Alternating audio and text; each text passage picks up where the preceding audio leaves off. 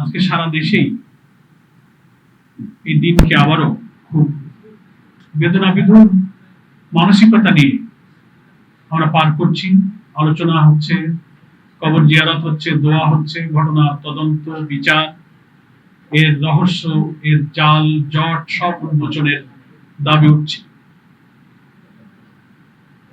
তো এটা কয়েক বছর হয়ে গেল, এটা এই দাবি, আলোচনা, এই রহস্যের মধ্যে কিন্তু এখনো সেই একটা বেড়া জালের মধ্যে আমরা ঘুরপাক খাচ্ছি। বাংলাদেশ জামাত ইসলামের পক্ষ থেকে বারবার আমাদের আমিরি জামাত এই কথা জাতির সামনে বিভিন্ন সময় যারা সরকারে ছিলেন, আছেন, তাদের সামনে আমাদের এই দাবি উচ্চকিত করেছেন যে এটা, এই ঘটনা যে পরিষ্কারভাবে এদেশের অখণ্ডতা এবং সার্বভৌমত্বের বিরুদ্ধে একটি পরিকল্পিত ষড়যন্ত্র ছিল এবং এর সঙ্গে কারা কারা যুক্ত ছিল সেই সময়ের সাবেক প্রধানমন্ত্রী, যিনি জনতার রুদ্র রোষে দেশ থেকে পালিয়ে যেতে বাধ্য হয়েছেন, নানান খুনের অভিযোগে তিনি অভিযুক্ত এবং সাজাপ্রাপ্ত, তিনি সহ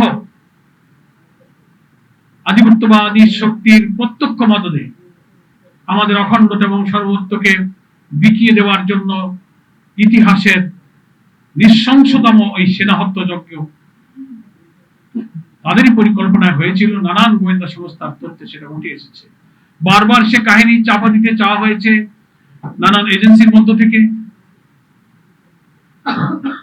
খুব রহস্যজনক মন্তব্য সেসব এজেন্সির কর্তৃত্ব, যারা দায়িত্ব নিয়ে যারা কথা বলেন, তারা অনেক সময় এমন কথা বলেছেন জাতি আশাহত হয়েছে। দায় একবার একজন একদিকে ঠেলে দিতে চান, প্রকৃত অপরাধীকে এড়াবার জন্য এক এক সময় এক এক কথা, এক এক দায় একদিকে ঠেলে দেওয়ার চক্রান্ত সব সময় সব আলোচনায় আমরা শুনতে পাচ্ছি। আমরা কতদিন এই নির্মমতার বোঝা বয়ে চলব? এই সব শহীদ পরিবারের চোখের পানি, তাদের সন্তানদের আহাজারি, তাদের এই বেদনার একটা পরিসমাপ্তি হওয়া দরকার। এর সুষ্ঠু বিচার, তদন্ত এবং এর আসল রহস্য জাতির সামনে প্রকাশ্যে উন্মোচনের মধ্য দিয়ে।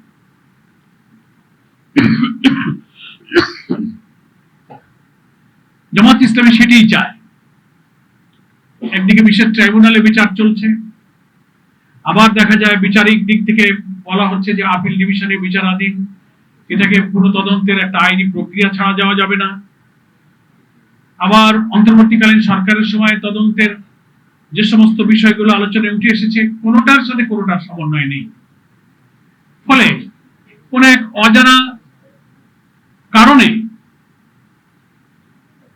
আমাদের দেশপ্রেমিক এই সেনাবাহিনীর এই নির্মম হত্যাকাণ্ডের রহস্যটাকে কেন যেন চাপা দিয়ে রাখার চেষ্টা করা হচ্ছে বারবার।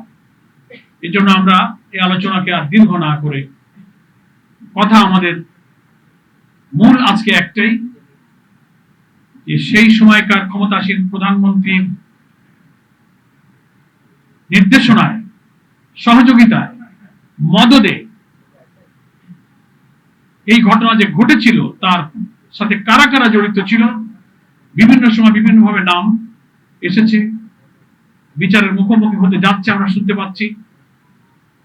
এই ঘটনার সাথে কোন দেশের কিরকম পরিকল্পনা, কারা কারা যুক্ত ছিলেন, এগুলো একেবারেই পরিষ্কার করে জাতির সামনে তুলে ধরা প্রয়োজন।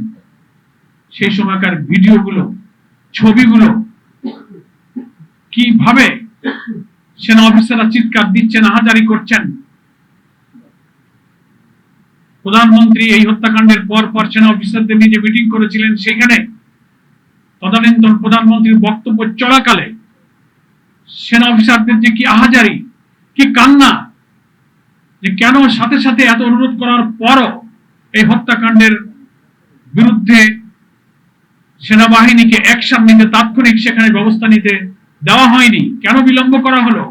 সমস্ত জীবনগুলো শেষ হওয়ার পর লোক দেখানো ব্যবস্থা নিয়ে জাতির সামনে কেন নাটক করা হলো, এ নিয়ে সাবেক প্রধানমন্ত্রীর সামনে সেই সেনা কর্মকর্তাদের যে আহাজারি এবং কান্না, সে ভিডিও কিন্তু এখনো জাতির সামনে ভাসছে।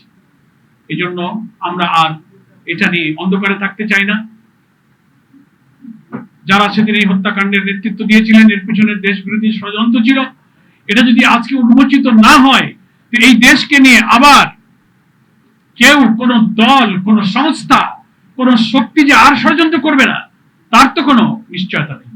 ফলে আমাদের স্বাধীনতা, আমাদের আজাদী, আমাদের সার্বভৌমত্ব, আমাদের জাতিসত্তা, আমাদের অখণ্ড বিরোধী সকল ষড়যন্ত্র নির্মূল করতে গেলে এই পিলখানা সেনা হত্যার আসল কাহিনী, সেনা হত্যাকাণ্ডের আসল কাহিনী জাতির সামনে উন্মোচন করতে হবে।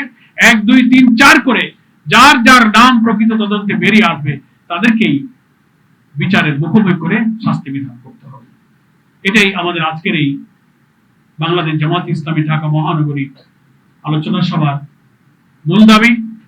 সেদিন যারা দেশমাতৃকার জন্য, দেশপ্রেমের জন্য অকুতোভয় সেনা অফিসাররা নির্মমভাবে নিহত হয়েছিলেন, যে নিষ্ঠুরতা, যে বর্বরতা, যে লোমহর্ষ, যা চোখ দিয়ে দেখা যায় না, কান দিয়ে শোনা যায় না, যে শিহরণগুলো খুবই অমানবিক। শিশুরাও যা দেখে দেখে চোখের পানি ফেলেছে, বুঝতে পারে না রাজনীতি, কিন্তু সেই ভাষা, সেই দৃশ্য, সেই গান মানুষকে আজও কাঁদায়। সেই দিন হত্যাকাণ্ডের শিকার সেই সব সেনা অফিসার এবং তার পরিবারের সদস্যদের মধ্যে যারা দুনিয়া থেকে চিরবিদায় নিয়েছেন, তাদের জন্য আমরা আজকে আল্লাহ তাআলার কাছে মাগফিরাত কামনা করছি। দেশপ্রেমের জন্য তাদের শাহাদাতের মর্যাদা কামনা করছি। আল্লাহ তাআলার কাছে তাদের জান্নাতে উচ্চ মাকাম কামনা করছি। আর একটা দাবি প্রত্যেক বছরই উঠছে, কিন্তু দাবিটা খুব দুর্বল।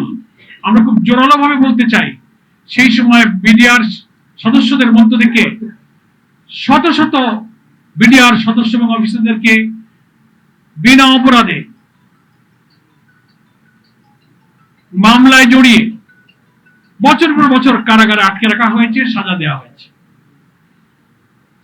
যারা নির্দোষ, নিরপরাধ, যাদের বিরুদ্ধে কোনো এভিডেন্স, কোনো কিছুই এখনো প্রমাণিত হয়নি, মামলার অজুহাতে, বিস্ফোরক মামলা, হত্যা মামলায় নানান অজুহাত দেখিয়ে কত যুগ তাদেরকে তাদের পরিবার, সমাজ, সন্তান, স্ত্রী, মা, বাপ থেকে বিচ্ছিন্ন রাখা হবে।